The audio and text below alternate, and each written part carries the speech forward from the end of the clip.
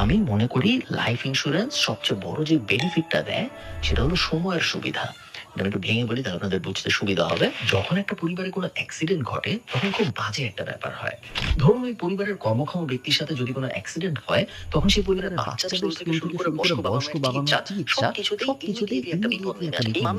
এই মানুষগুলার একটু সময় দরকার হয় সবকিছু আবার নতুন করে গোছানোর জন্য। এবং স্কুলের বেতন বা বাজারের খরচ এগুলো তো অপেক্ষা করে না, এগুলো ইমিডিয়েটলি লাগে। সো সময়টা পাওয়া যায় না।